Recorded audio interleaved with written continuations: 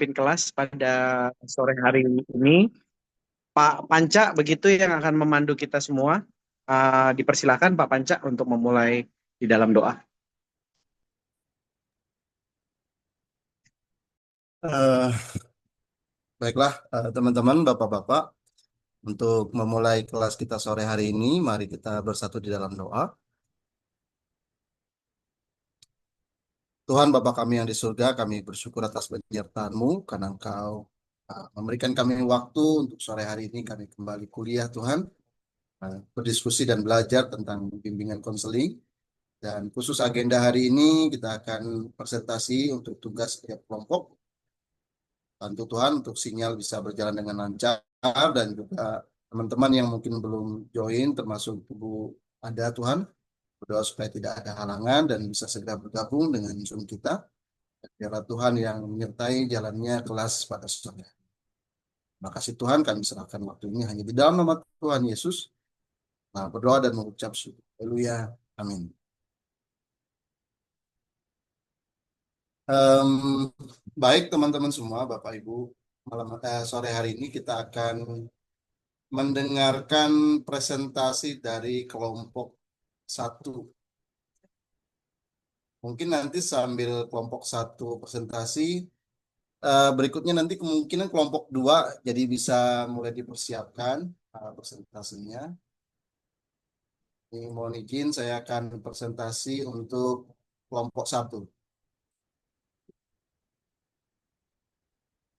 Kebetulan kelompok satu ini anggotanya ada Pak Kelvin, ada saya sendiri, kemudian ada Pak Reinhard, dan juga ada Pak Joni. Dipersilahkan Pak Kelvin untuk membacakan slide. Oke, selamat sore Bapak Ibu semua. Ya, saya akan memulai ya. Kita buat ini bersama satu kelompok dan ini hasil dari diskusi kami. Semoga diskusi kami, pencarian kami yang kami bagikan ini tepat ya, sesuai dengan kebutuhan dan maksud dari tujuan bimbingan konseling. Ya, tema kelompok kami adalah teknik bimbingan konseling aktif mendengar dan empati. Ini bagian dari hal yang penting ya, kunci ya bagi kelompok kami untuk kita menolong orang, untuk kita konseling orang, kita perlu aktif mendengar dan empati. Nah, akan saya jabarkan ya di awal. Dipersilakan Pak, next. Latar belakangnya ya, kenapa aktif mendengar, mendengar aktif dan empati itu sangat penting. Nah, ini penting banget ya untuk kita tahu karena dalam kita bimbingan konseling, terkhususnya Kristen ya, ini bukan hanya tentang kita memberikan nasihat, ya, bukan hanya kita memberikan input kepada konsili atau penerima yang dikonselingkan, tetapi ini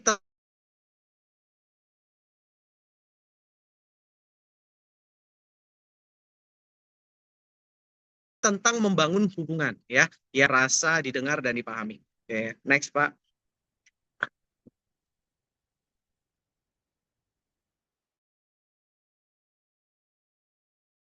Sudah berganti belum ya? Di tempat saya belum berganti.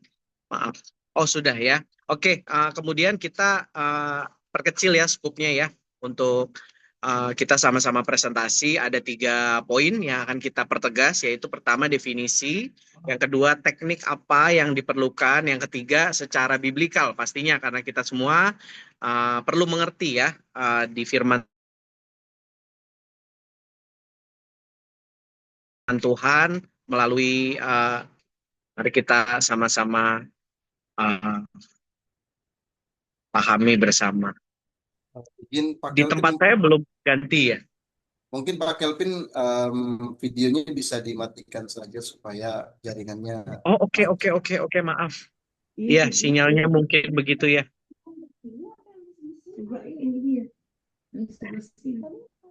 Oke ya di sini oke. Maaf ya Bapak Ibu ya. Aktif mendengar ya. Ini hasil kesimpulan yang kami ambil adalah Ini lebih dari sekedar mendengar ya. Definisinya apa? Mendengar aktif adalah sebuah teknik di mana pembimbing atau konselor fokus sepenuhnya pada apa yang dikatakan oleh orang yang dibimbing atau konseli ya, baik secara verbal maupun nonverbal. Nah, ini melibatkan proses memahami bagaimana kita merespon untuk menunjukkan bahwa kita benar-benar present ya, dan kita betul-betul peduli care ya sama orang yang kita konselingkan. Next, Pak.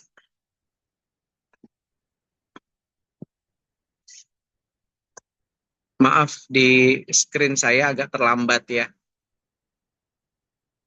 Oke, aktif mendengar atau active listening adalah salah satu teknik umum sebenarnya ya dalam bimbingan dan konseling yang tergolong dalam keterampilan attending ya. Kita hadir, present ya. Kita di situ kita hadir ya.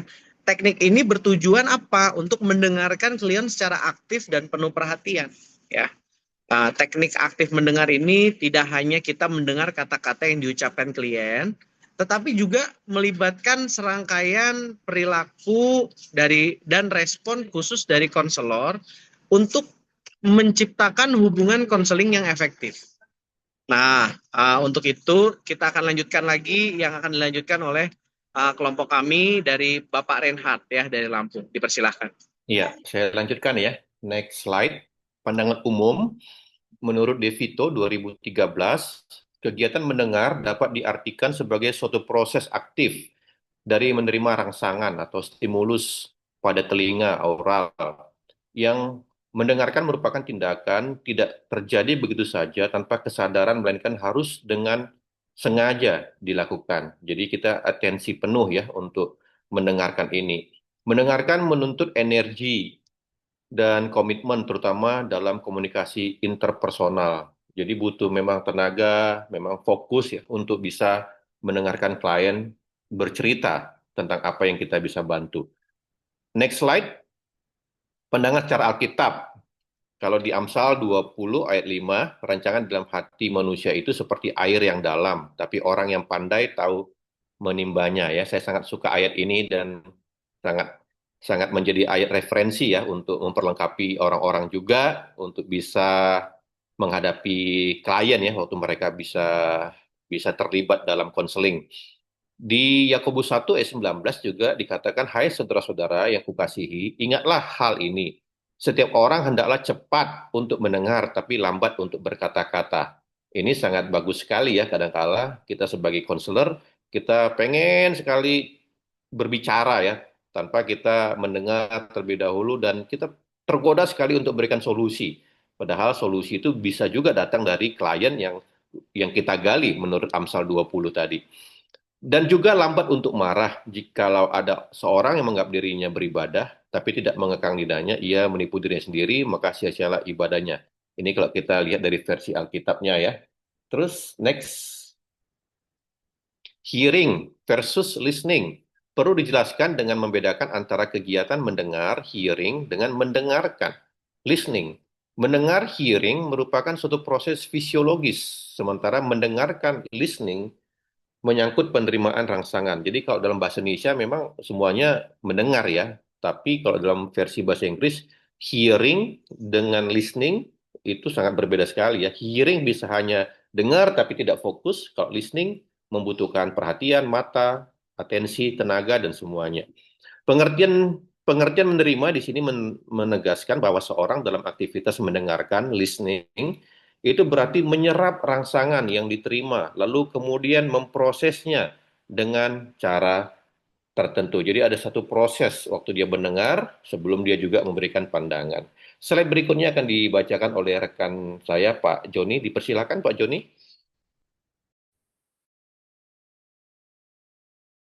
Masih mute, Pak Joni? Oke, ini slide yang ke-8 ya. Oke, saya akan bacakan ya untuk proses aktif mendengar atau listening itu. Nah, sejalan dengan ini, Janas di tahun 2009 mengemukakan bahwa untuk memperoleh pesan yang utuh dari pengirim pesan atau sumber, Penerima pesan harus melakukan kegiatan mendengarkan dengan menggunakan panca indera secara tepat. Karena itu dalam mendengarkan secara aktif perlu diperhatikan 3 dimensi, yaitu penginderaan, pengolahan, evaluasi, dan memberi respon. Jadi kita hanya menggunakan telinga kita saja maksudnya. Dalam penginderaan, proses mendengarkan artinya memperhatikan kata-kata dari isi pesan yang mau disampaikan, dan juga sekaligus menerima tanda-tanda nonverbal, ya, seperti bahasa tubuh, ekspresi wajah, dan semacamnya. Dalam dimensi pengolahan atau evaluasi, proses mendengarkan melibatkan aktivitas mengerti makna yang disampaikan, menafsirkan makna, mengevaluasi bahasa nonverbal, serta mengingat pesan yang disampaikan. Sementara dimensi respon berarti pendengar memberi signal verbal dan nonverbal kepada pengirim pesan atas apa yang telah didengarnya. Bisa next slide. Nah, untuk kesimpulan dari teknik, kita bagi ke teknik bimbingan konseling aktif mendengar dan teknik bimbingan konseling empati. Untuk kesimpulan teknik bimbingan konseling aktif mendengar, yaitu demikian. Dengan mendengarkan secara aktif, konselor tidak berusaha memecahkan masalah konsili, juga tidak berusaha memberi kata-kata bijak kepada konsili. Sebaliknya, konselor membantu konsili terhubung dan mengatasi perasaan-perasaan yang menjadi akar dari apa yang sedang mereka alami, dan dengan demikian memungkinkan mereka untuk menemukan sendiri apa yang mungkin ingin mereka lakukan untuk mengatasinya. Ini kesimpulan untuk bimbingan konseling aktif mendengar. Kita lanjutkan ke empati ya, Pak.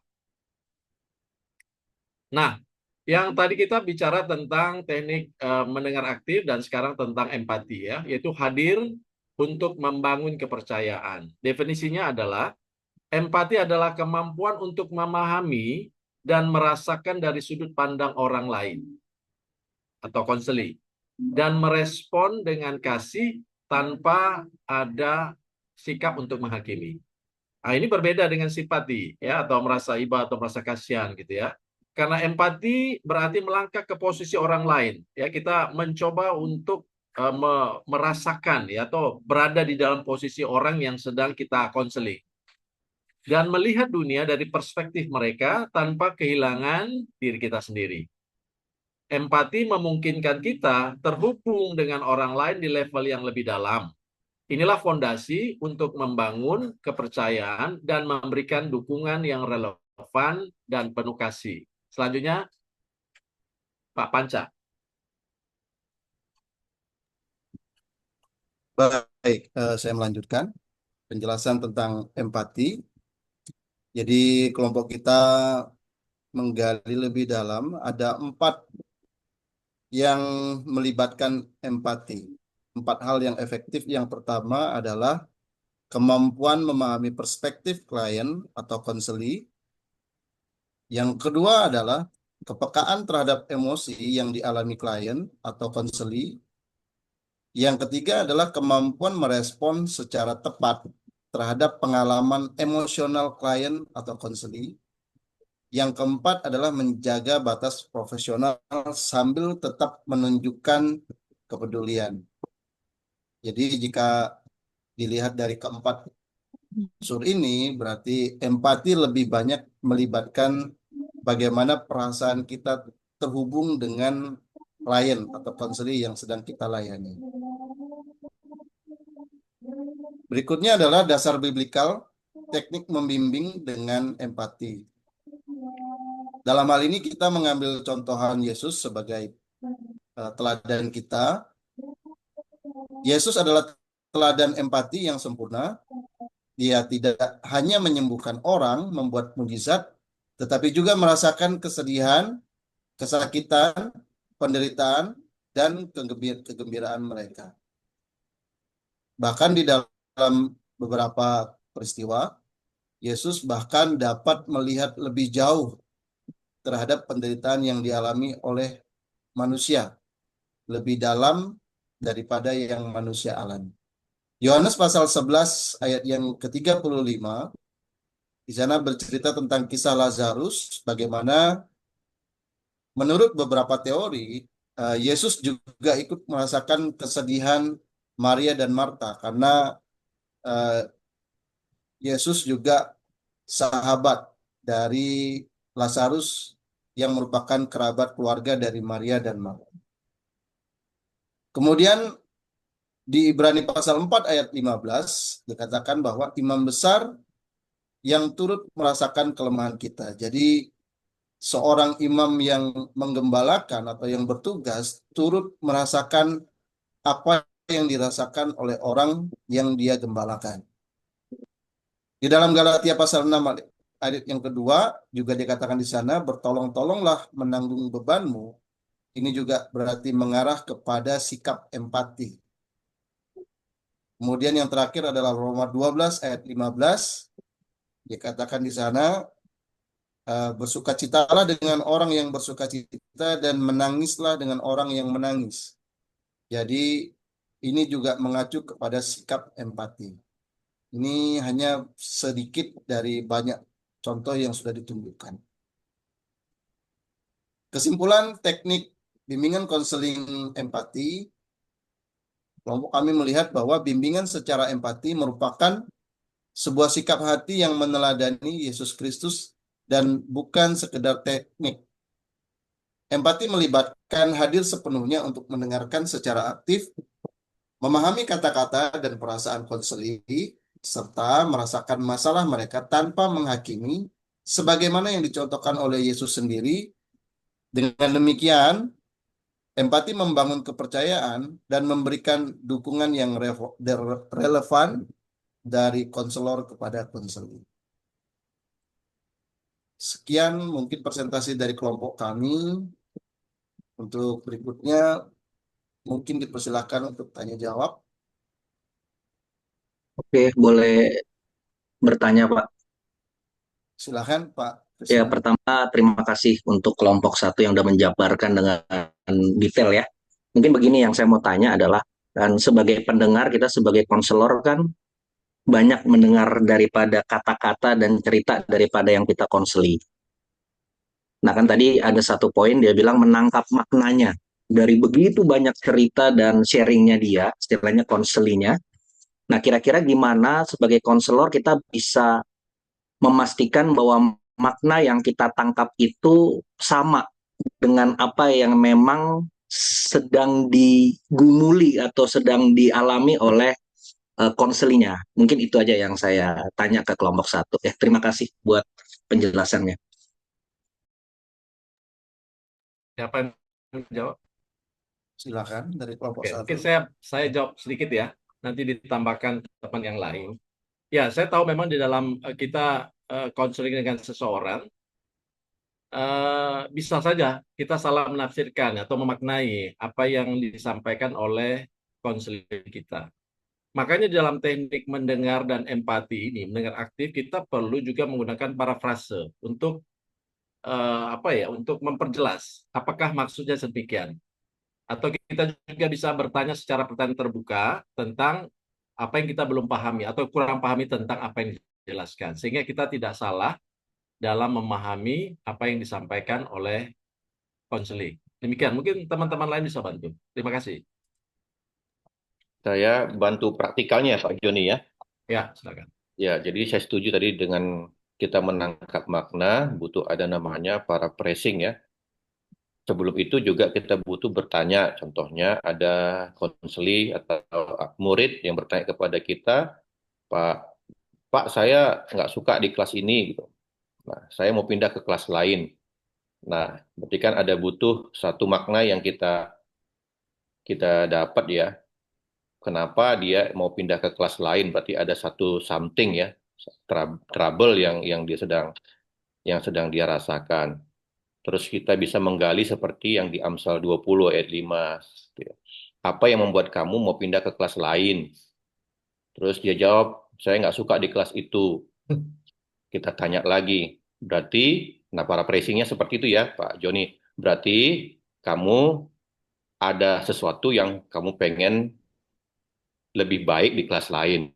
Atau berarti kamu temukan hal-hal yang kurang kamu terima di kelas ini, makanya kamu pindah. Jadi para pricing itu sangat penting sekali ya untuk memastikan bahwa signal dia sama signal kita bisa ketemu ya Pak Joni ya. Itu mungkin saya Setuju, bisa setuju. tambahkan. Ya, jadi perlengkapi tadi. Bagaimana Pak Krisman? Sudah, Pak.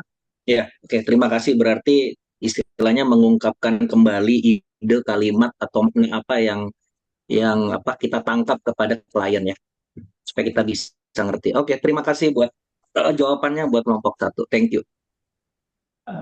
Izin bertanya, melanjutkan pertanyaan Pak Krisman bahwa Pak kelompok satu. Silakan Ada Pak kata Danang. ada kata paraphrasing, ada kata summarizing.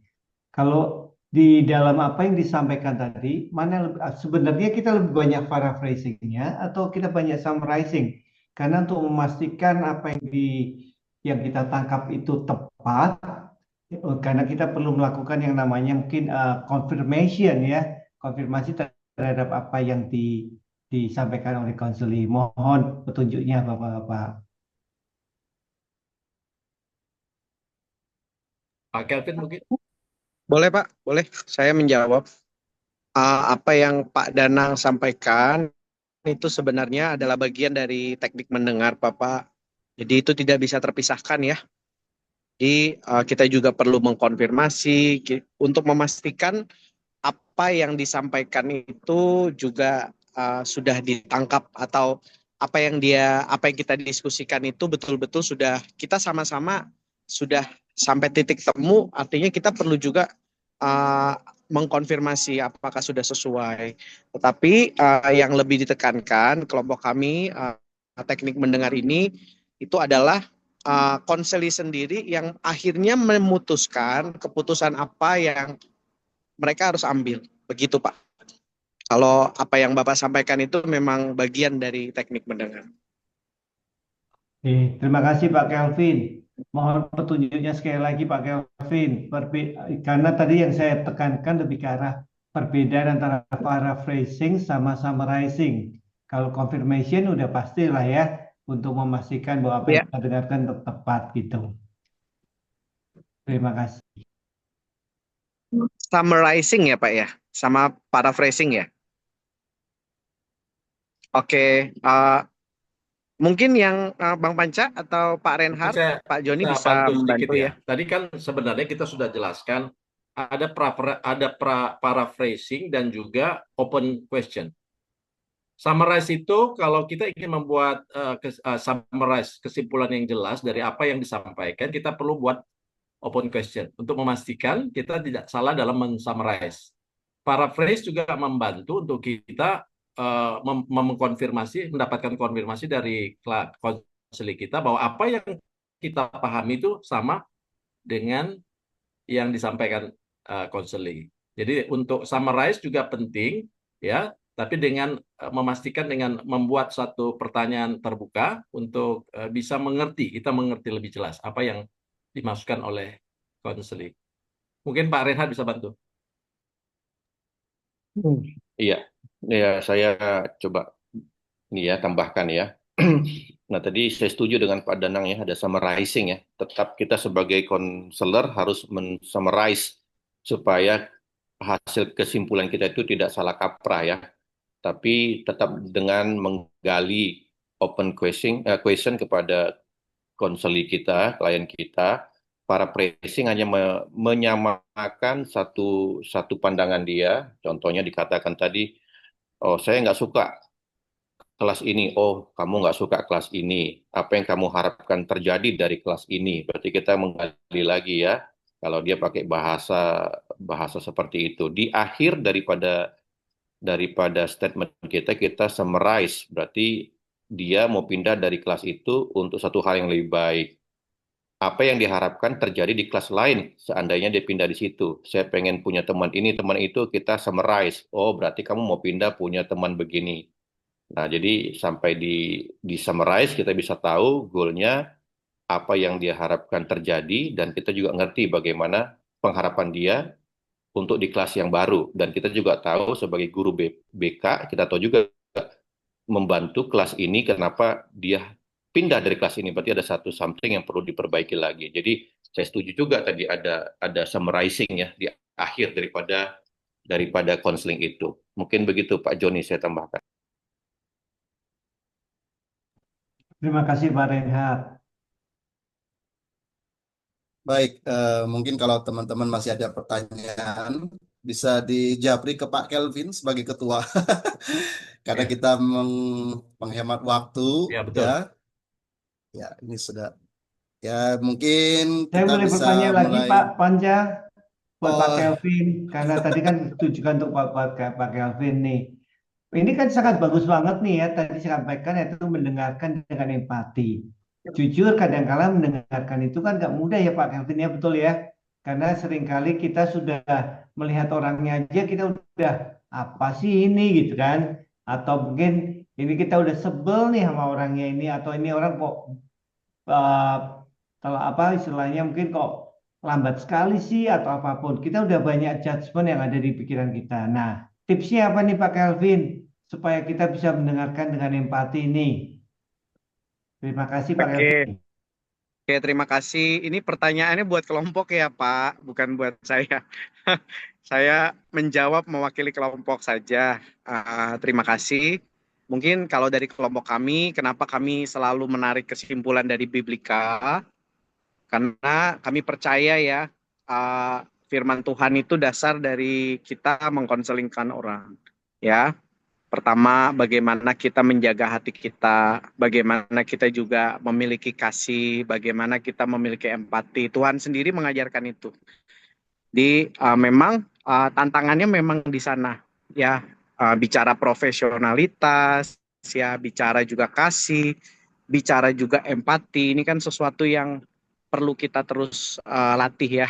Makanya saya sendiri sampai hari ini, kalau saya secara pribadi, saya juga sering terjebak Pak Danang. Bagaimana perasaan itu akhirnya membuat kita judging.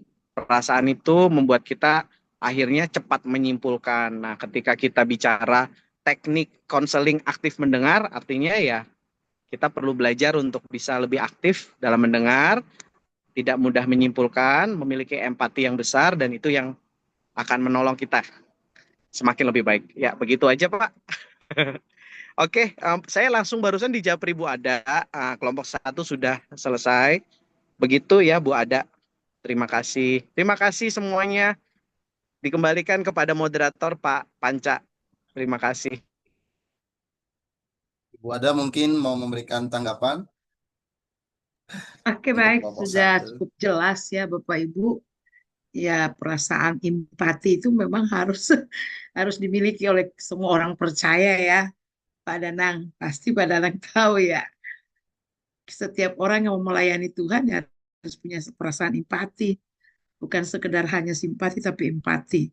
Itulah yang membuat kita betah untuk mendengarkan orang yang sedang kita hadapi, yang kita sedang layani.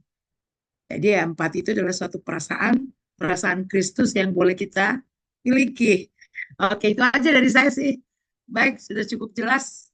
Saya persilakan Pak Kelvin mungkin untuk kelompok 2. Waktu kita cukup Baik. singkat. Oke, Memang seru. boleh saya langsung ya Bu Ada ya, kelompok 2 ya. Oke, Silakan. thank you Bu Ada. Saya bagi slide dulu ya.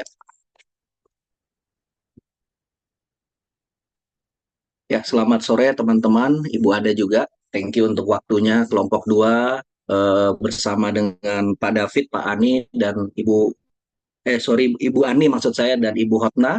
Thank you untuk teman-teman juga yang sudah berbagi bahan, kita diskusi sama-sama. Saya akan menyampaikan apa yang sudah menjadi rumusan kami juga di kelompok 2. Judul yang kami ambil sesuai dengan instruksi dari Bu Ada adalah peran dari bimbingan konseling dalam mengatasi masalah klien. Pertama, kita juga udah belajar juga bahwa pengertian dari bimbingan menurut Miller juga tahun 1961 menyatakan bahwa bimbingan merupakan proses bantuan agar individu memahami dan mengembangkan potensinya. Begitu juga dengan konseling menurut Tolbert pada Prayitno tahun 2004 halaman 11, konseling adalah suatu proses interaksi tatap muka yang membantu klien mengatasi masalah. Dari dua pengertian ini saja kita bisa melihat bagaimana pentingnya bimbingan konseling dalam membantu dan juga menolong klien untuk bisa memahami bahkan juga mempunyai jalan keluar daripada apa yang mereka sedang pergumulkan atau masalah yang mereka juga mau keluar daripada itu. Dan kita hari ini akan bahas sama-sama tentang bagaimana peran yang lebih dalam daripada bimbingan konseling yang bisa membantu klien.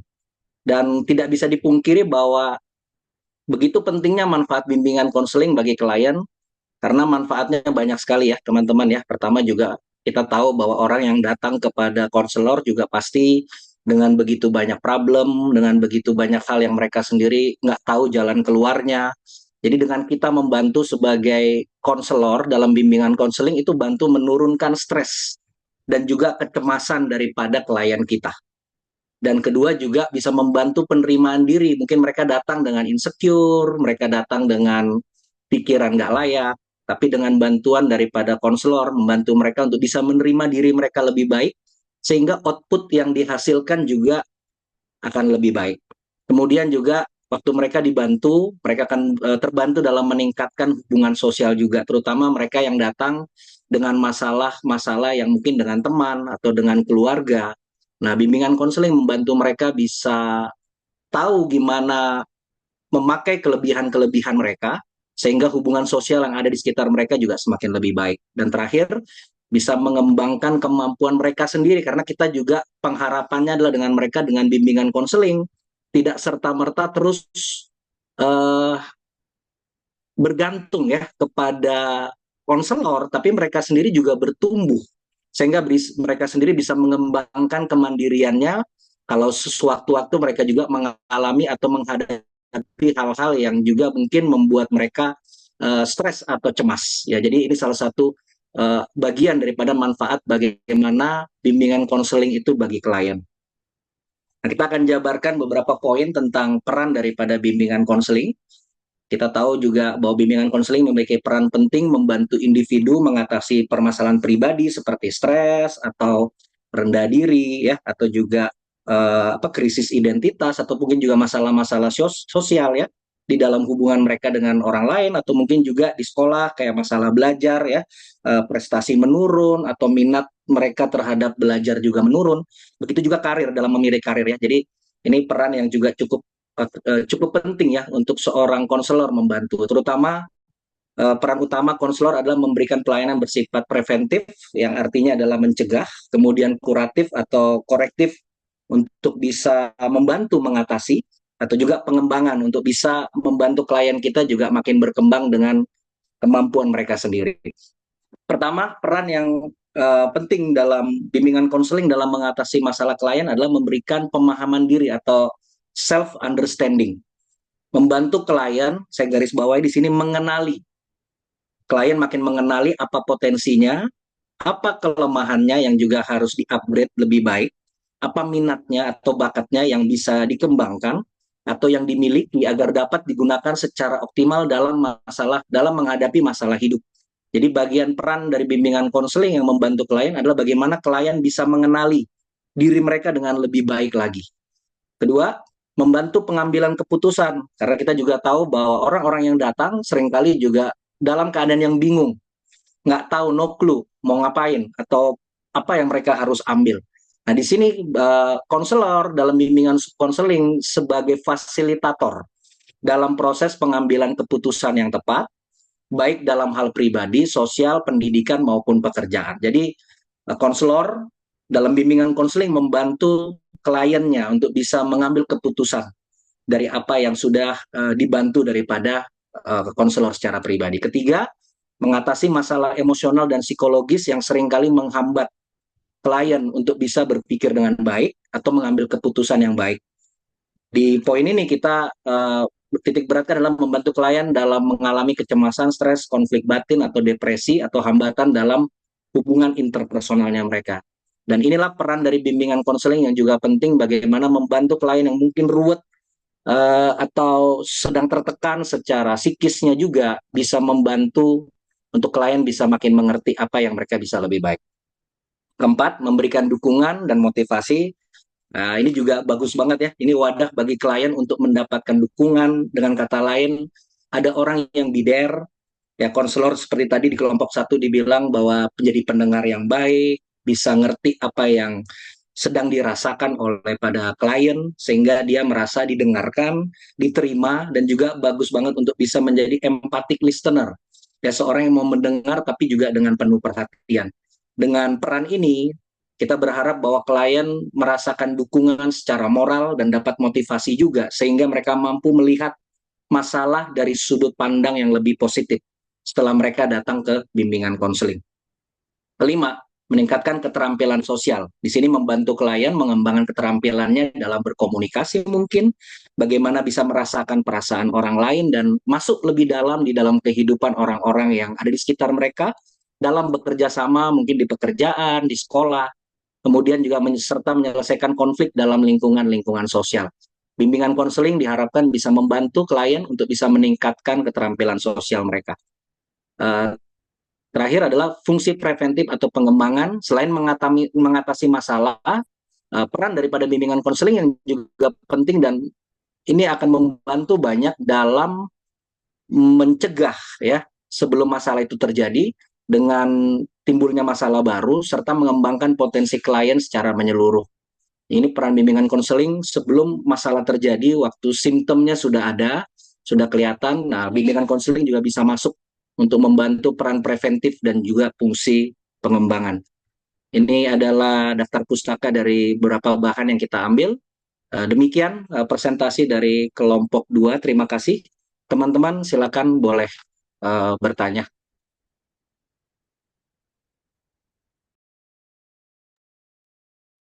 Baik, terima kasih Pak Krisman untuk presentasinya. Mungkin saya mau bertanya tadi yang di poin nomor 3 ya, memberi bantuan mengurangi stres dan depresi. Mungkin boleh dibantu Pak, dijelaskan bentuknya seperti apa ya kira-kira? Apakah em, nggak tahu, saya agak bingung. Mungkin bisa dibantu, membantunya itu seperti apa? Terima kasih. Boleh, teman-teman dari kelompok 2 ada yang mau membantu menjawab? Saya mencoba oh ya, ada Pak John ya. Apakah saya coba menjawab dulu pertanyaan ini ya? Ya, jadi dari pengalaman yang pernah saya dengar, misalkan dalam kondisi stres, konseling itu sangat menolong ya. Contohnya begini, kalau kita di Indonesia masih sangat jarang mendengar kasus yang demikian. Kebetulan anak saya kuliah di Taiwan. Mereka biasanya di tahun baru ya, awal tahun baru berarti mau masuk ujian semester ganjil. Ya, mereka ujian semester ganjil di sekitar akhir Februari. Jadi biasanya banyak kasus anak bunuh diri dan dari kampus selalu memberikan surat edaran mahasiswa yang mengalami masalah stres menghadapi ujian silakan hubungi konselor ya tersedia di lantai mana. Nah, disitulah peran kita sebagai konselor bisa menenangkan mereka ya. Paling tidak mereka bisa bercerita kesulitannya apa dan kita tidak memberikan solusi, tapi paling tidak kita bisa mendengarkan dan mengarahkan menjadi dasar pertimbangan mereka. Sekian penjelasan saya. Mungkin saya bisa tambahin, Pak Krisman. Silakan Ibu Atma. Iya, Bapak Ibu, kita tahu kalau seseorang yang punya ganjalan-ganjalan di hati, ya, di pemikiran, ada konflik, pasti banyak kalau kita ketemu dengan permasalahan-permasalahan, pasti itu banyak berbicara di pikiran, ya.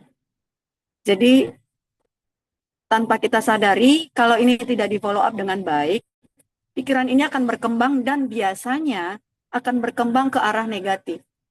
Di sini yang ketiga ini peran bimbingan konseling ini ada mengatasi masalah emosional dan psikologis, membantu klien yang mengalami kecemasan, stres, konflik batin, depresi. Ini efek dari ketika kita terlalu dalam memikirkan permasalahan, kendala yang kita hadapi.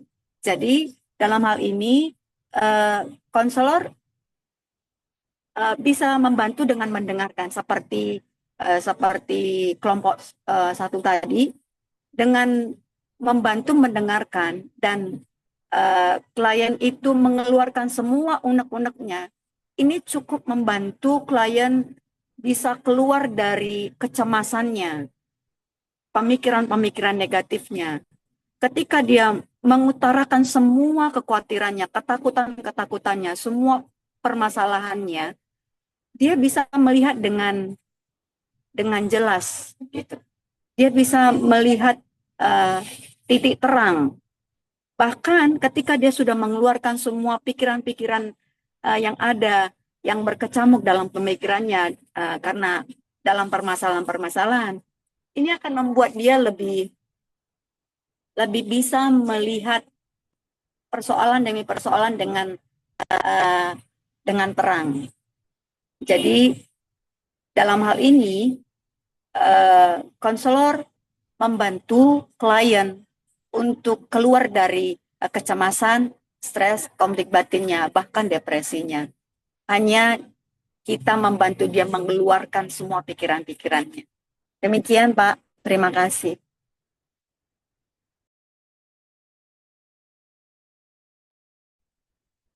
Boleh saya tambahin juga. Ya mungkin gini ya, ambil contoh stres misalnya. Terkadang konseli itu nggak mengetahui akar masalah yang dihadapi. Ya. Ambil contoh misalnya tinggal ngekos ya. Dia stres karena uang bulanan tidak cukup. Dia khawatir ya, bisa makan lagi nggak minggu depan. Jadi dia stres, khawatir, cemas, nggak ada uang. Begitu datang ke konselor, konselor bisa melihat apa akar masalah sebetulnya. Apakah betul kekurangan uang, begitu digali ya, identifikasi, ternyata akar masalah dari pengaturan pengeluaran uangnya gitu ya.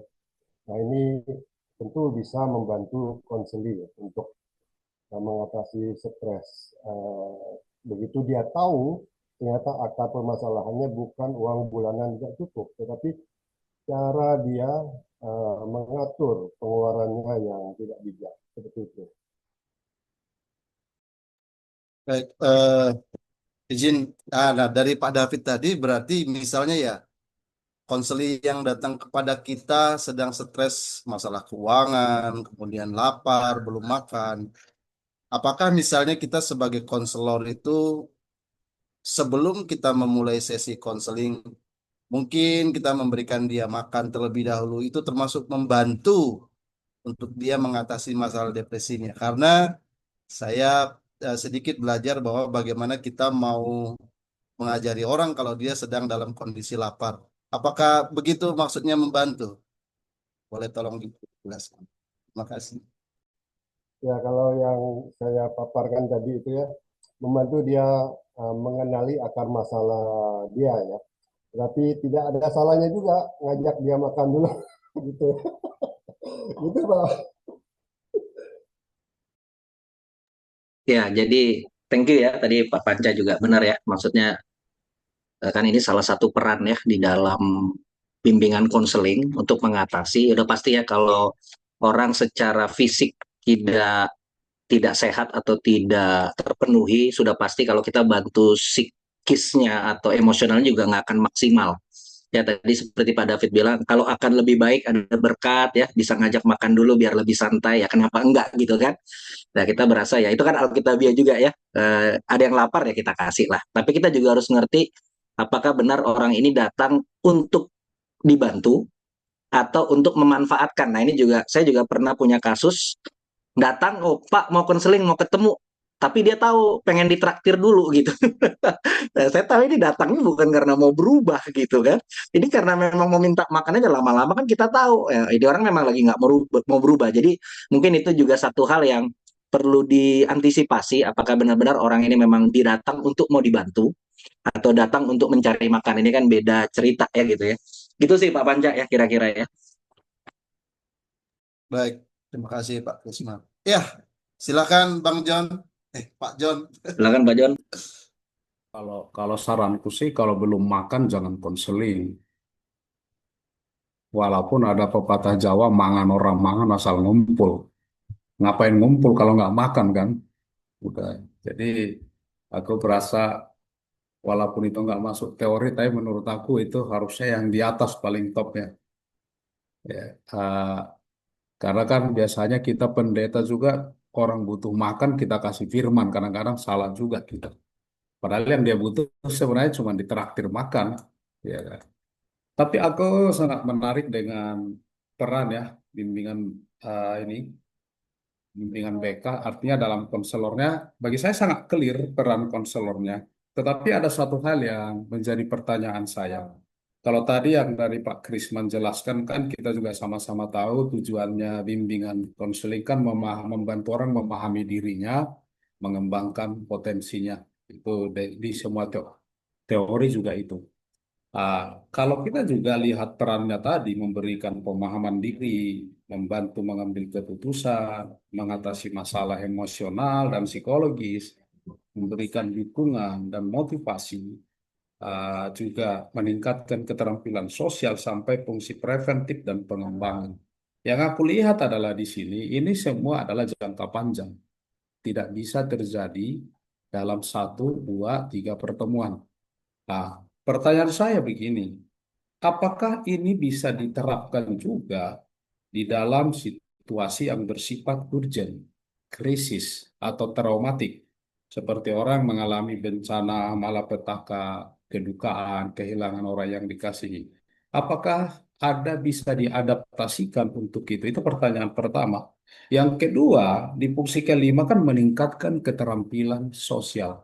Pertanyaan saya, apakah membantu mereka juga akan terbantu kalau kita kasih satu social support yang juga bantu mereka lebih mudah. Boleh nggak diperjelas? Terima kasih. Oke, terima kasih Pak John ya. Jadi kalau saya lihat kalau itu dalam keadaan kritis ya atau seperti tadi dibilang duka cita, yang jadi concernnya adalah intensionalnya, berarti intensnya. Ya kalau tadi Pak John bilang benar banget, ini peran-peran juga kan jangka panjang, nggak sekali dua kali habis itu orang beres ya. Tetapi kalau itu sesuatu yang sangat urgent, saya merasa yang perlu dicermati adalah intensionalnya. Berarti harus lebih intens, nggak seperti pertemuan sekali seminggu atau 2 kali seminggu, tetapi ada baiknya konselor sendiri intens. Kalau tahu ini akan orang yang duka cita butuh didampingi, butuh di apa istilahnya grieving counseling gitu ya, untuk keluar dari duka citanya. Saya merasa yang mungkin bahasa yang tepatnya adalah harus lebih intens, lebih intensional untuk bantu mereka. Beda dengan kasus-kasus yang mungkin kita bisa seminggu sekali ketemu atau mungkin seminggu 2 kali. Itu yang mungkin saya merasa yang bisa menolong ya, terutama untuk hal-hal yang sangat kritis atau urgent gitu ya.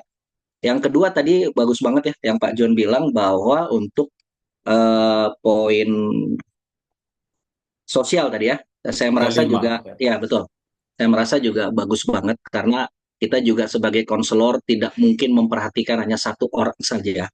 Kita juga berasa perlu ada support system atau ada kita bentuk orang-orang yang bisa menolong, terutama jika kita mungkin sebagai konselornya tidak bisa hadir atau be there buat mereka, kita ada orang-orang yang bisa backup untuk membantu. Tetapi juga saya merasa kita perlu perlengkapi juga kelompok sosial yang akan mensupport daripada konseli supaya sesuai dengan kebutuhan daripada orang yang kita konseli. Mungkin ada dari teman-teman yang mau bantu jawab lagi, silakan.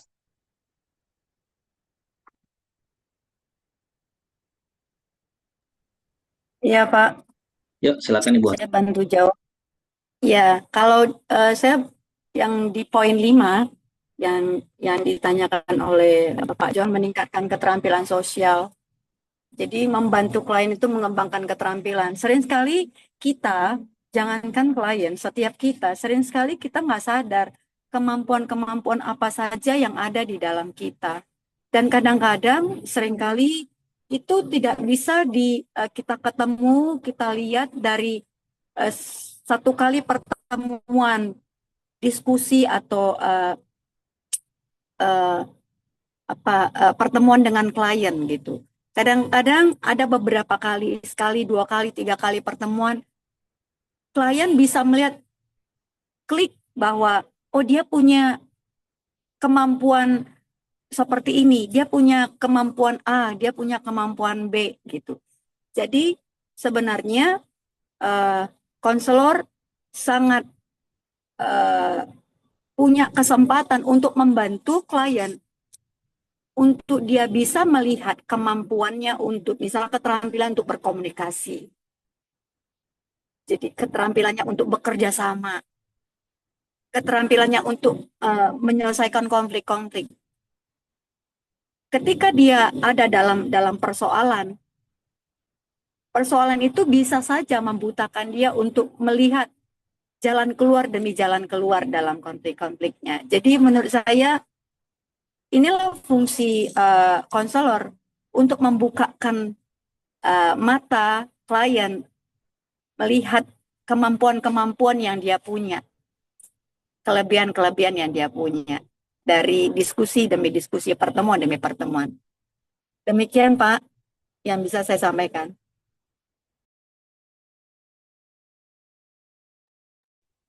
Oke, terima kasih. Maksud saya kan Bu Hotna begini, tadi kan kalau pemahaman saya, mungkin saya salah. Kalau kita meningkatkan keterampilan sosial dari seorang yang antisosial, misalnya, saya tidak terlalu yakin kalau itu bisa diselesaikan hanya oleh konselor dan konseling. Karena kata kunci sosial. Berarti harus ada intervensi sosial. Karena teori sosial hanya bisa terjadi ketika ada interaksi sosial. Contoh Ibu tadi sebutkan, dia keterampilan untuk berkomunikasi. Dia harus berkomunikasi.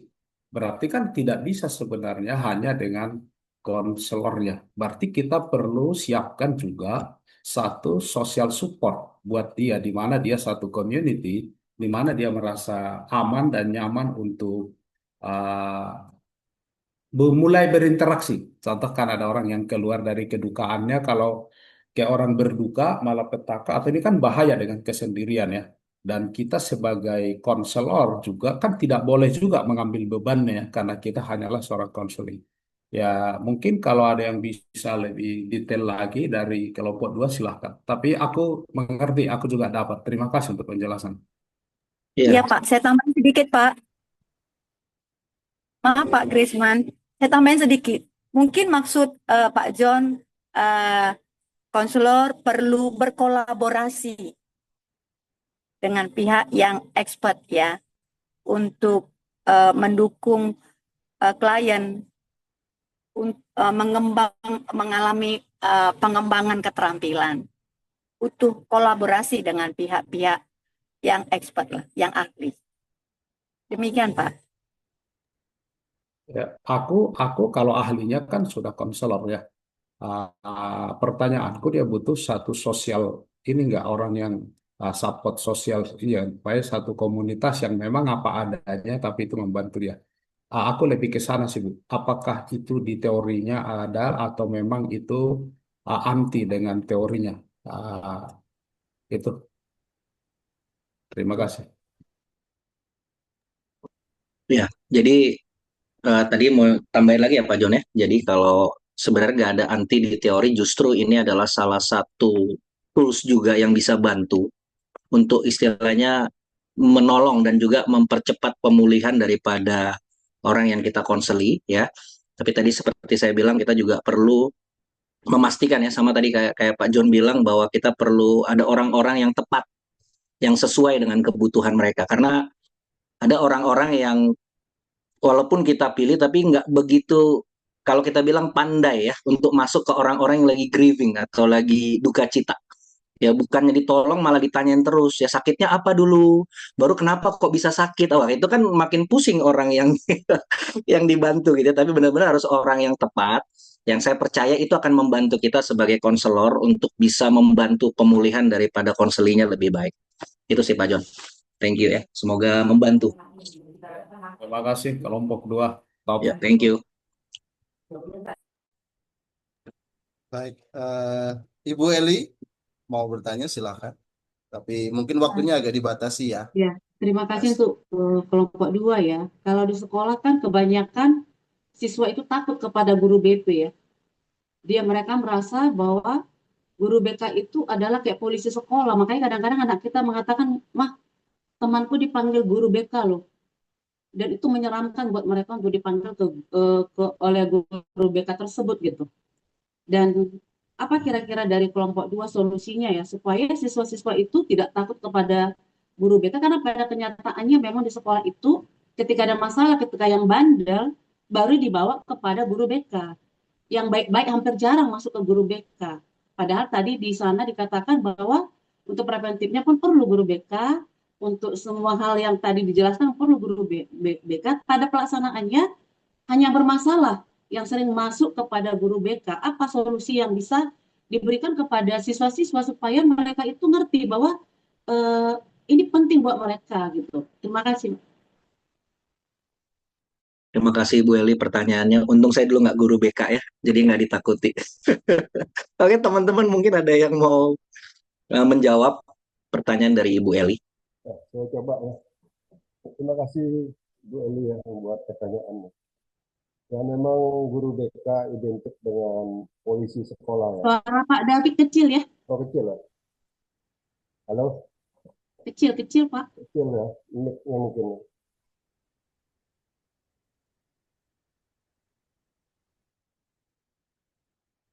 Halo? Dengeran nggak ya? Kalau di earphone cukup jelas kalau saya.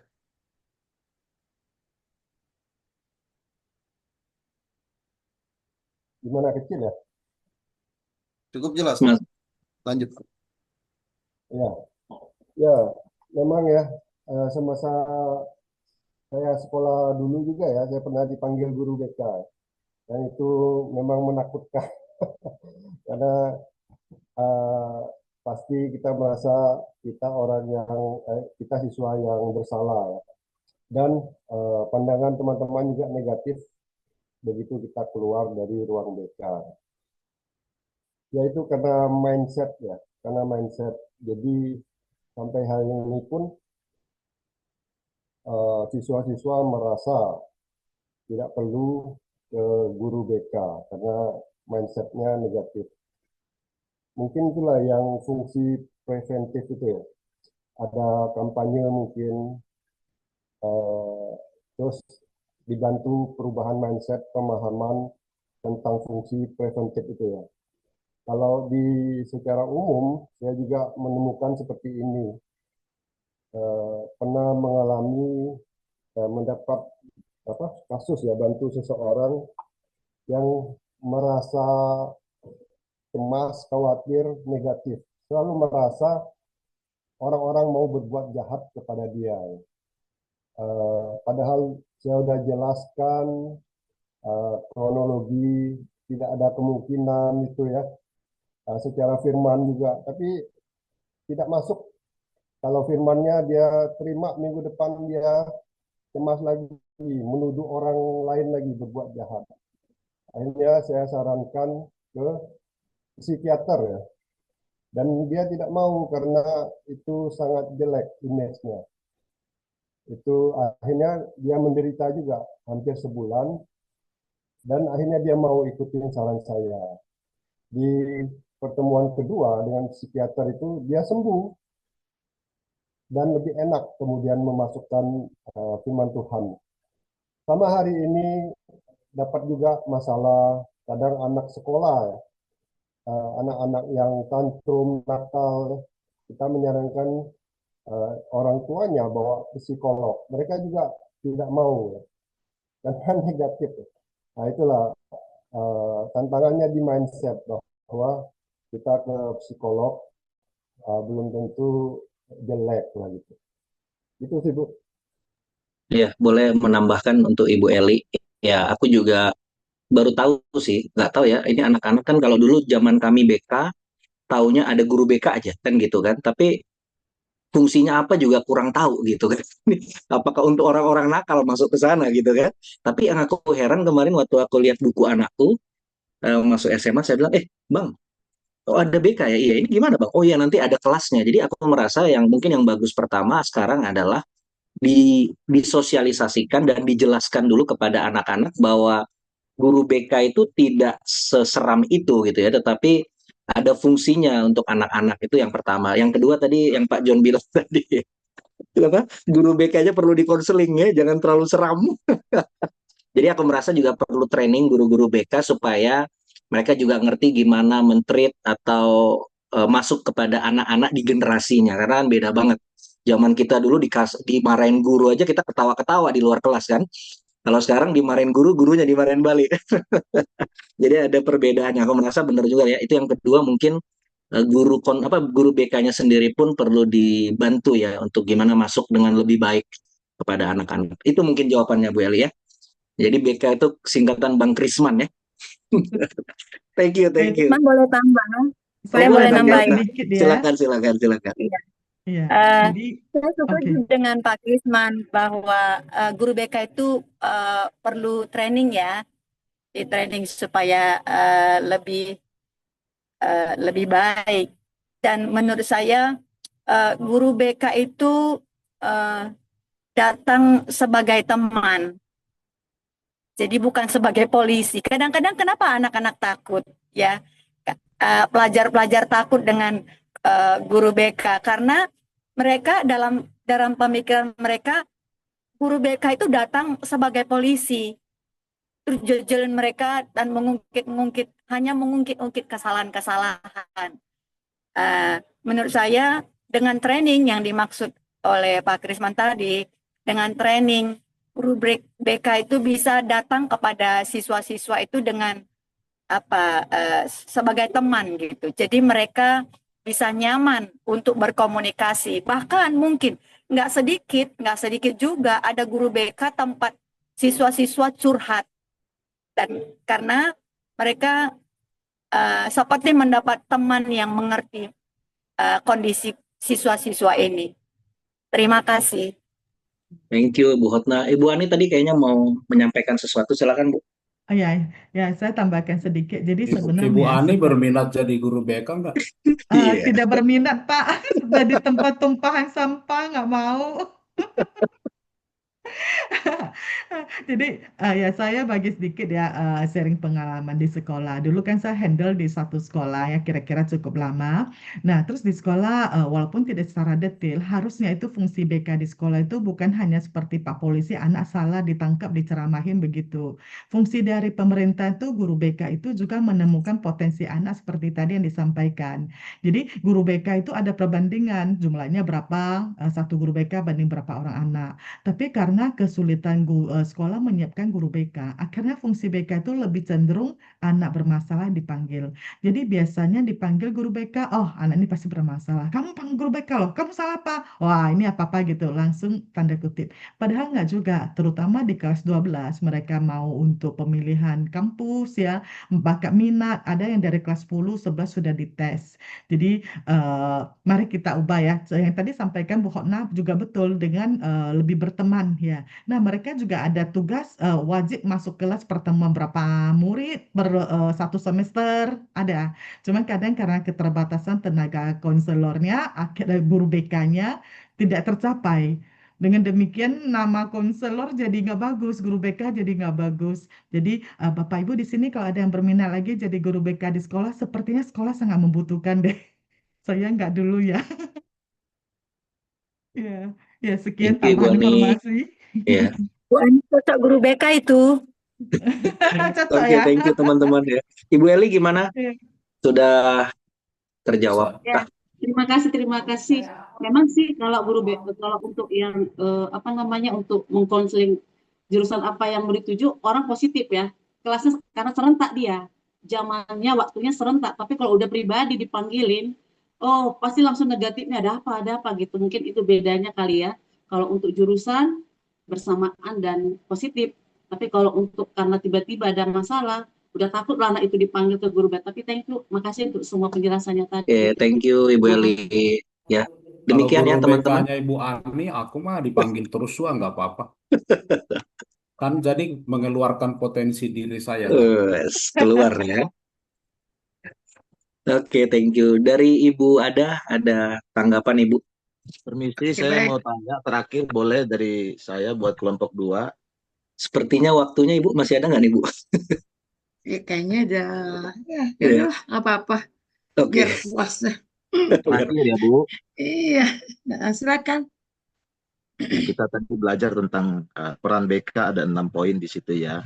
Nah, apa yang menjadi problematika atau tantangan sehingga akhirnya peran BK ini tidak berhasil atau berkurang manfaatnya? Apa yang menjadi kelemahan sehingga peran ini tidak maksimal dirasakan manfaatnya oleh konseli? Boleh ada mungkin dijawab atau sharing dari kelompok 2? Terima kasih.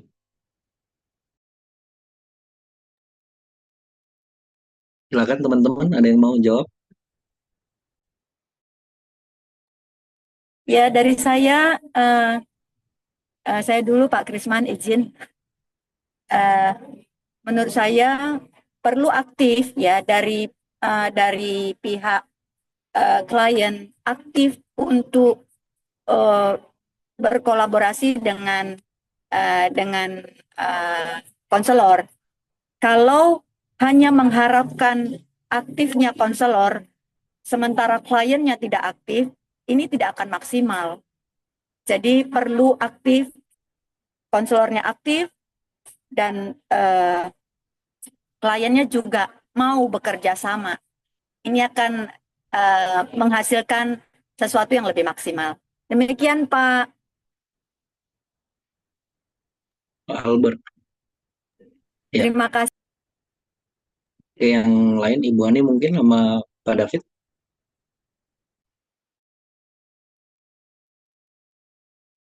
Oke, tadi pertanyaannya adalah kenapa peran BK itu tidak bisa kurang dirasakan, tidak dirasakan oleh apa klien. Klien. Ya, karena mungkin konselor itu ya kurang seperti yang nomor 1 tadi yang kalian bahas, kurang empati konselornya itu. Yang kedua, konselornya itu tidak efektif. Terus konseling itu ya kurang memiliki keterampilan. Oh iya, keterampilan tentang sebagai seorang konselor. Yang berikutnya adalah konseli itu tidak merasakan nyaman dengan konsel itu merasakan nyaman dengan para konselor. Makanya dia tidak bisa merasakan apa yang dilakukan oleh konselor itu. Jadi memang hal-hal yang tadi kalian bahas itu harus kita miliki supaya tercapai dan itu bisa dirasakan oleh para konseli kita. Makanya terus yang mau tambah tentang pertanyaan Bu Eli, kenapa orang takut kepada BK? Karena kurang sosialisasi tadi saya tambahkan tadi. Semua orang itu bukan hanya siswa aja. Semua punya pandangan bahwa kalau mau konselor itu, mau konseli itu karena apa? Punya masalah. Jadi sebenarnya perlu adakan sosialisasi besar-besaran buat bangsa Indonesia dan buat di sekolah supaya sosialisasi orang tahu bahwa BK itu bukan hanya untuk orang bermasalah, tetapi untuk semua. Kan prinsip konseling adalah untuk semua orang, bukan hanya untuk yang bermasalah. Jadi karena kurang sosialisasi aja sih Bu, untuk bangsa Indonesia, buat sekolah juga, untuk gereja juga. Jadi orang pikir kalau datang ke pendeta itu pastoral counseling kan. Kalau di gereja itu pasti orang bermasalah. Padahal pastoral counseling itu dipersiapkan bagaimana dia menjadi keluarga yang baik, bagaimana dia menjadi orang yang dewasa, bertanggung jawab dalam pekerjaannya. Tidak semua orang yang bermasalah. Mungkin Bapak Ibu cukup ya. Ya, terima kasih Bu Ada. Ya. Sekian dari kelompok 2, silakan dilanjutkan kelompok 3. Baik, terima kasih Pak Krisman. Shalom Bapak Ibu semuanya. Shalom Bu Ada. Izin share ya. Shalom.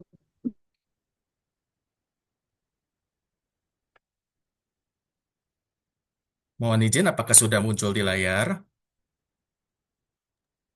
Sudah, Pak. Sudah. Oke, baik. Terima kasih Pak.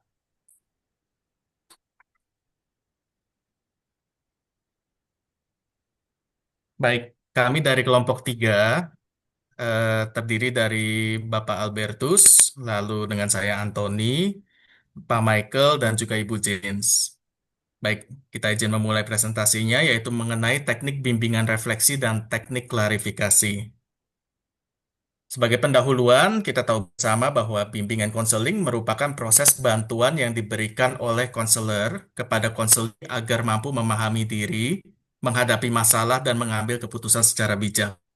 Komunikasi efektif menjadi kunci utama dalam proses konseling di mana konselor harus mampu mendengarkan secara aktif, memahami perasaan konseli, dan memberikan respons yang tepat.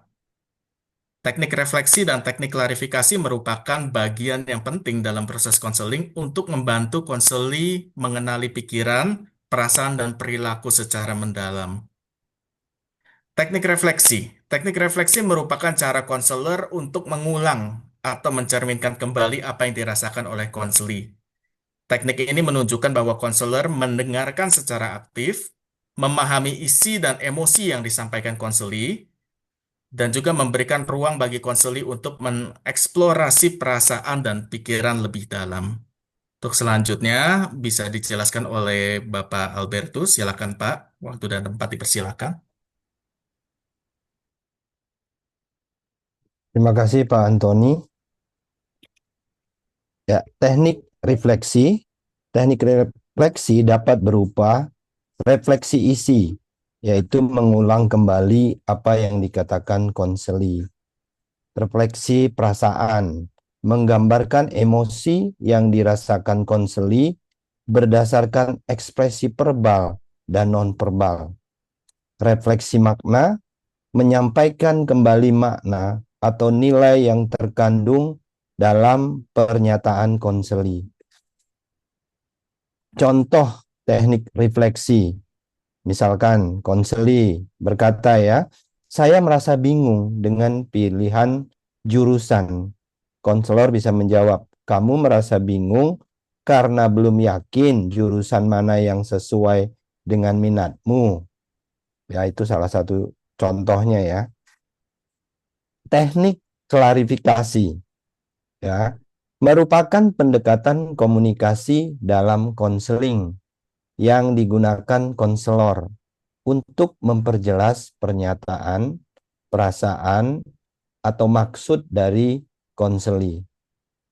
Teknik ini bertujuan agar konselor dan konseli memiliki pemahaman yang sama terhadap isu yang sedang dibahas. Saya persilahkan teman yang lain. Ya, selamat malam Bapak Ibu terkasih. Kita akan lanjutkan pada bagian ini. Kita akan melihat bahwa teknik klarifikasi mempunyai beberapa tujuan Bapak Ibu. Yang pertama, memastikan bahwa konselor atau seorang konselor itu memahami pesan dari konselinya secara akurat. Lalu membantu konseli untuk menyusun dan mengekspresikan pikiran serta perasaan dengan lebih jelas. Selanjutnya menghindari kesalahpahaman atau interpretasi yang keliru. Yang keempat adalah mendorong konseli untuk melihat masalah dari sudut pandang yang baru.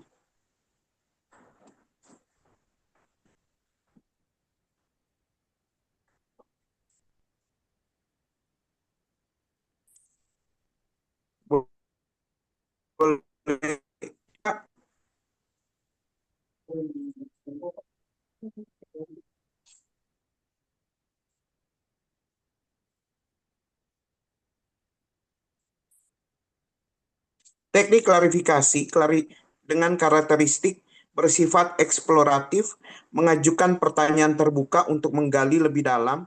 Contohnya begini, bisa kamu ceritakan lebih lanjut tanpa menghakimi. Klarifikasi dilakukan dengan sikap yang netral dan kembali lagi kepada empati yang sudah tadi dibahas kelompok sebelumnya. Contohnya begini, apa maksudmu dengan tidak nyaman? Mendorong konseli berpikir ulang. Contoh, apakah kamu merasa seperti itu karena tekanan pekerjaan? Demikian Bapak Ibu, presentasi dari kelompok 3. Kami membuka kepada rekan-rekan mahasiswa yang ingin bertanya kepada kelompok kami berkati.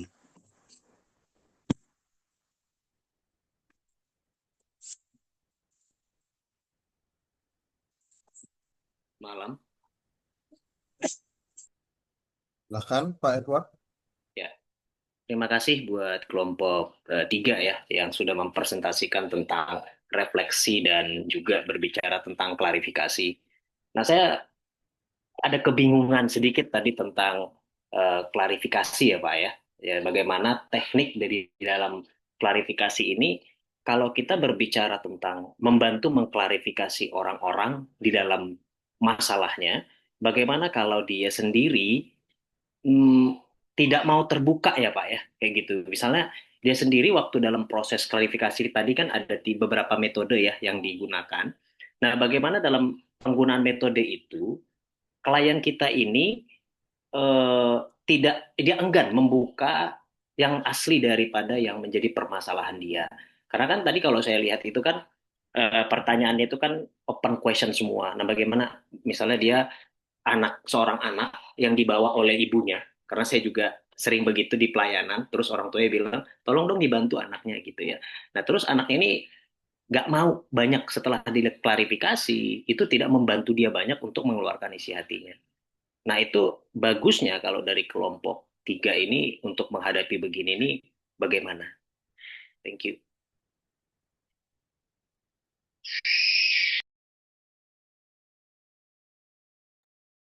Adakah yang mau jawab mungkin dari Pak Albert atau Pak Michael? Dipersilakan Bapak-Bapak. Iya, Pak Edward, saya menjawab pertanyaan Bapak. Tadi Bapak bertanya tentang teknik klarifikasi. Pak Edward bertanya seandainya seseorang sifatnya dia tertutup atau introvert, bagaimana cara untuk menjalankan teknik klarifikasi ini. Tadi kami sudah jabarkan bahwa di dalam teknik klarifikasi ada hal yang bersifat eksploratif. Jadi menggali dulu, atau seperti Ibu dosen kita pernah jabarkan bahwa untuk ketika bertemu dengan konseli, kita bisa menunjukkan dari ekspresi muka, dari gestur tubuh, bahwa kita ada empati kepada konseling begitu. Nah, kita bisa dengan kalimat pertanyaan, apa kabar Ibu hari ini? Apa yang bisa dibantu? Jadi mulai dari empati dulu, ada keramahan, ada. Jadi setelah konseling itu merasa nyaman dengan konselornya, dia diharapkan bisa terbuka akan masalahnya kepada konselornya begitu Pak. Jadi pada malam hari ini dengan teknik klarifikasi ini, seorang konselor itu bisa mendalami apa yang terjadi kepada konselingnya. Jadi dia mendalami, mengeksplor lebih dalam. Nah, untuk mengatasi hal yang misalnya konselingnya orangnya tertutup atau tentu kita bisa tanya juga gini, Ibu datang ke sini ingin konseling gitu, atau saya juga berharap Ibu bisa terbuka supaya kami sebagai konselor bisa memberikan masukan atau bimbingan kepada Ibu. Jadi pertama tentu dengan empati dulu, dengan keramah tamahan, dengan sapaan yang baik, sampai seorang mau terbuka kepada konselornya. Demikian Pak Edward, Tuhan memberkati. Atau mungkin dari rekan-rekan ingin ditambahkan? Ya, saya nambahin ya Pak ya. Thank you Pak Edward untuk pertanyaannya. Ya, tadi kalau menghadapi anak ya, kalau tadi Bapak bilang anak yang tidak mau menjawab. Nah, refleksi sama klarifikasi ini kan bisa dipakai bersamaan ya Pak ya. Mungkin bisa mundur ke teknik ke refleksi. Nah, mungkin juga ada hal-hal pertanyaan kita itu terlalu abstrak. Jadi mungkin juga kita bisa pakai ya yang abstrak itu bisa dibuat konkret. misalkan dengan gambar. Ya, kebetulan saya ngajarin anak-anak special need ya Pak ya, anak-anak yang mengalami gangguan. Kadang yang konkret itu mereka bingung. Tapi ketika dibuat abstrak, tadi Bapak, tadi saya lupa Bapak siapa juga pakai gestur ya, bisa juga mungkin dengan gambar-gambar. Ya, itu akan membantu anak karena tadi case-nya Pak Edward bilang kan anak gitu. Mungkin juga bisa kita lakukan kalau tadi kan kita pakai open question. Jadi kita bisa pakai juga close question ya. Mungkin bisa jawab iya atau tidak. Mungkin kan bingung kalau dengan yang open question ya Pak ya. Kita buat dengan close question. Mungkin dengan jawab iya dan tidak. Tadi Pak tadi juga menjelaskan kita validasi perasaan dia, itu kan teknik dari refleksi ya. Jadi mungkin itu yang saya bisa tambahin Pak dari kelompok kami. Terima kasih untuk pertanyaannya Pak Edward. Ya, makasih Pak Albertus. Ini saya pribadi memang ketolong ya. Jadi memang waktu ketemu anak-anak itu kan somehow mereka itu nggak ngerti pertanyaan kita. Saya setuju banget dengan Pak Albertus bilang, dengan kita memberikan pilihan beberapa jawaban A, B, C, D gitu itu kan nolong banget ya. Jadi buat orang introvert itu sangat membantu untuk kita bisa meelaborasi dia punya perasaan. Thank you Pak Michael dan Pak Albertus, ini membantu saya juga pribadi. Sama-sama Pak. Izin bertanya buat kelompok 3, Bapak-Bapak. Pertanyaannya sama Pak dengan kelompok 2. Apa yang menjadi kelemahan daripada teknik refleksi ataupun teknik klarifikasi ini? Sehingga kita bisa belajar ya, kita bisa menambahkan pada pelayanan kita. Kalau kita mengkonseling, kita udah tahu boundariesnya seperti apa, sehingga kita bisa menghindari hal-hal yang mungkin membuat kedua teknik ini nggak efektif kepada klien kita. Terima kasih Bapak-Bapak.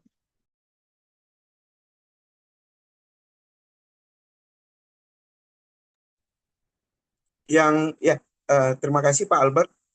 Izin menjawab pertanyaan Bapak. Yang membuat teknik-teknik konseling yang seperti Bapak Albert katakan tadi, mohon maaf sebelumnya di Kota Manado hujan deras dan angin kencang, jadi mungkin suara saya kurang terdengar.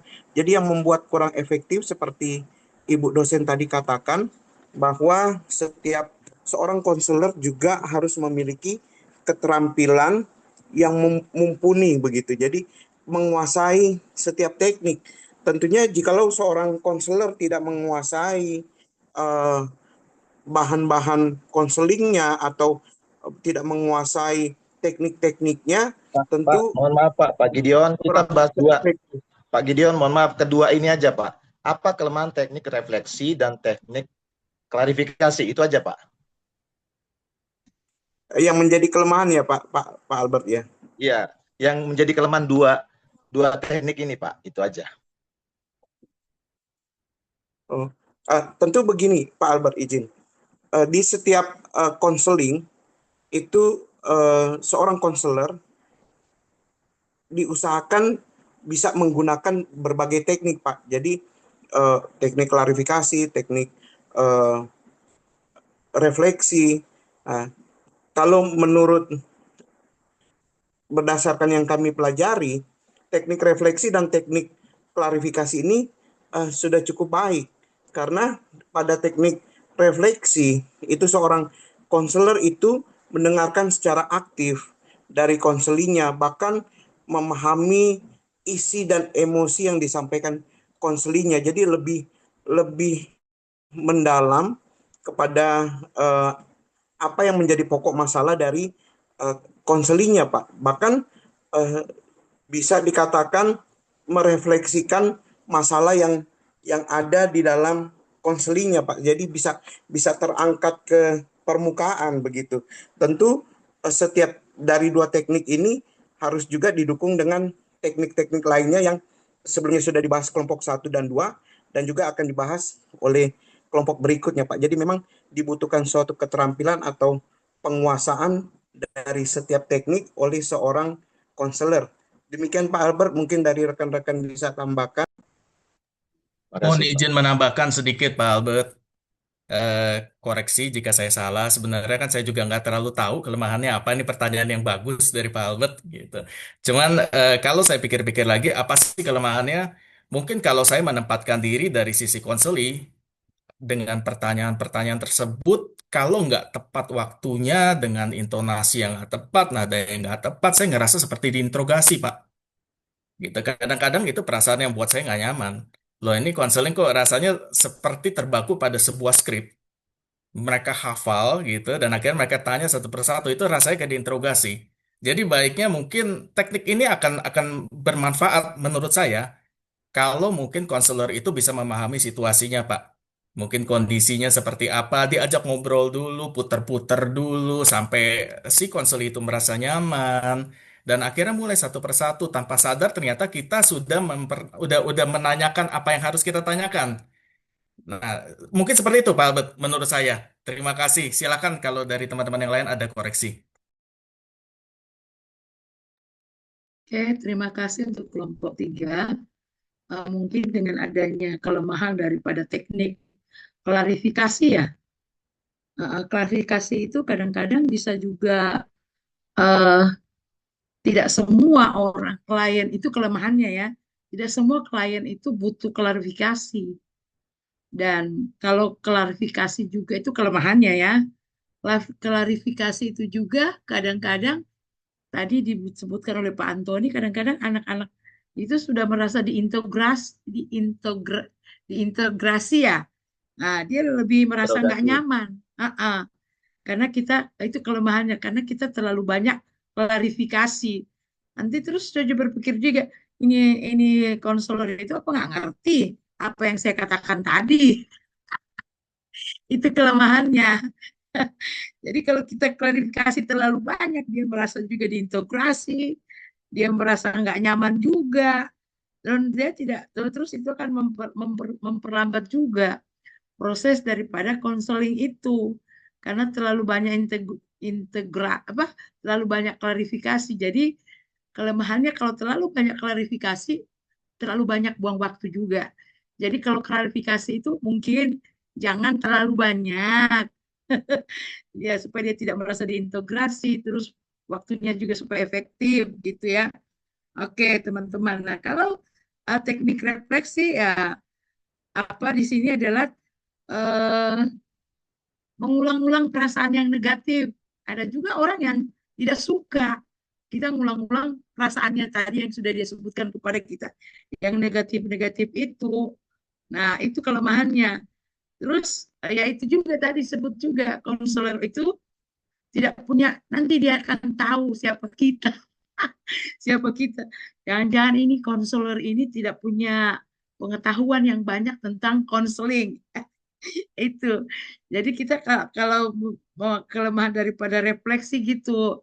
Nanti kita, ini ibu ini atau bapak ini kayaknya kurang teknik juga dalam memberikan bimbingan ini. Jadi Bapak Ibu hati-hati juga dalam kita memberikan teknik refleksi. Tapi tentunya setiap teknik yang kita pelajari hari ini ada titik lemahnya, ada titik kelebihannya. Semua teknik pasti ada. Ada lebihnya, ada lemahnya. Itu aja dari saya. Terima kasih Bu Ada. Jadi kita Iya. mesti bisa mengkombinasikan ya Bu. Kalau enggak kita Iya. diklarifikasi ulang oleh konseli ya Bu. Iya. Terima kasih Bu. Jadi Bapak Ibu kita kalau jadi konselor jangan sampai dibaca juga oleh konselor kita kalau kita kurang memahami tentang metode-metode atau teknik-teknik konseling itu. Dan jangan terlalu ketahuan juga. Izin bertanya boleh Bu? Bu Ada? Oh, boleh kepada kelompok 3 ya, silakan. Iya. Tadi kan dengan teknik klarifikasi dan teknik refleksi ini kan waktu kita melakukan konseling apakah ada batasan kita bertanya itu ya, dan waktu kita melakukan teknik ini apakah juga ada batasannya Bu? Atau kelompok 3? Gimana?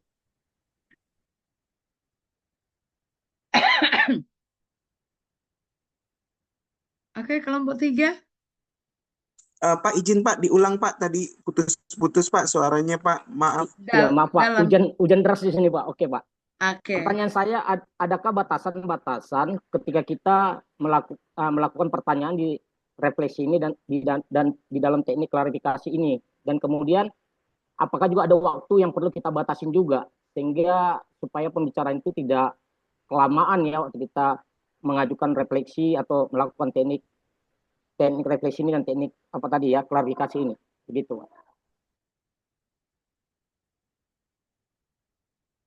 Ya, seperti yang Ibu dosen tadi katakan, Pak Roy, mengenai batasan-batasan, tentu di setiap teknik konseling ada juga batasan-batasannya, Pak, sebab nanti yang dijaga supaya nanti konselingnya tidak menganggap bahwa seorang konselornya itu seperti tanda kutip kepo gitu, kayak mau tahu banget gitu. Padahal memang kami membutuhkan hal itu gitu. Jadi untuk menghindari gambaran hal itu, kita juga perlu ada batasan-batasannya itu. Lalu yang kedua apa, izin Pak Roy? Waktunya Pak, waktu melakukan teknik refleksi dan teknik klarifikasi ini, apakah ada juga gitu batasannya? Kalau menurut kami ada juga dibutuhkan waktu, Pak. Karena kalau tidak dibutuhkan waktu kan terkadang banyak orang kalau sudah bicara bisa berjam-jam gitu ya kan. Nah, pasti tentu di setiap teknik konseling dibutuhkan waktu juga, Pak. Demikian, Pak. Terima kasih. Iya.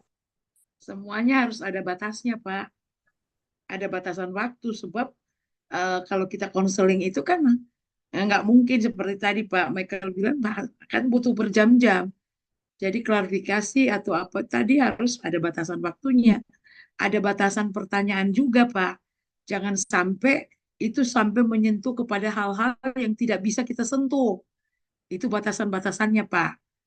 Ada jangan sampai masuk ke ranah-ranah yang menurut ilmu teori atau apa, kepada hal-hal yang sudah pribadi banget. Ya. Jadi tetap pakai batasan, Pak. Dalam memberikan klarifikasi, tetap pakai batasan waktu juga. Sebab semuanya ada waktunya. Jangan sampai Bapak Ibu memberikan konseling itu sampai 5 jam. Bapak Ibu masih ada pelayanan lain, masih ada keluarga, masih ada banyak hal yang perlu kita lakukan. Jadi konseling itu ya paling lama 1,5 jam. Bapak Ibu, itu pun udah lama banget. Harus ada batasannya. Oke, dari saya itu saja. Baik, Biar terima kasih, mempercepat Pak. waktu, ya. Mungkin ada lagi mau bertanya. Berarti minggu depan Bapak Ibu ada 5 kelompok ya. Berapa kelompok ya? 7 kelompok ya? Pak Ketua? 7 kelompok. Jadi minggu depan 4 kelompok ya. Saya tadi agak terlambat dikit. Biasa ada kendala. Sambung menyambung. Tapi tetap juga bisa. Oke, teman-teman, ada lagi pertanyaan? Satu lagi pertanyaan. Izin Ibu Ada, tadi Pak Kelvin nitip ke saya untuk memimpin kelas ini. Jadi, oke. Ada pelayanan ya? Ya, di awal tadi Pak Rudi juga mau minta waktu 15 menit untuk Oke, baik. memberikan Berarti pas pengumuman. ya. Ya, Jadi betul. saya keluar dan kita berdoa dulu buat kelas ini ya. Nanti terserah Bapak Ibu mau berdoa sama Pak Rudi, terserah. Banyak berdoa, banyak rezeki. Tapi kelas ini kita tutup dulu sebab sama Pak Rudi itu bukan kelas. Sama Pak Rudi itu adalah kewajibannya sebagai koordinator tutor. Mari kita berdoa. Kami bersyukur untuk hari ini, untuk kelas ini. Terima kasih untuk teman-teman yang sudah presentasi. Terima kasih untuk kami semua yang boleh terlibat dalam mendengar, memberikan pertanyaan, yang boleh memberikan tambahan-tambahan. Memberkati hamba-hambamu dalam setiap tugas mereka, baik sebagai gembala, sebagai guru, sebagai apapun pelayanan mereka di tempat Tuhan tempatkan. Tuhan memberkati mereka, dan kami percaya Tuhan, kami sebagai hamba-hamba Tuhan, secara otomatis kami menjadi seorang konselor. Kami mohon hikmat yang daripada Tuhan, menuntun kami agar kami belum mendampingi murid-murid kami, anak-anak kami yang di rumah, maupun di lingkungan masyarakat kami, maupun jemaat kami, dalam hal bimbingan konseling. Kami serahkan hidup kami sepenuhnya ke dalam tangan Tuhan, karena kami tahu Tuhan, Engkaulah yang akan menuntun kami, memimpin dalam setiap kehidupan kami. Inilah doa kami Bapa di dalam nama Yesus. Kami sudah berdoa, sama-sama kita katakan, amin. Baik Bapak Ibu, saya izin live ya. Saya nggak boleh dengerin. Terima Ada kasih, kulit. Bu Terima dosen. kasih, Bu. Terima Terima kasih kasih, Bu Ada. Tuhan berkati dah.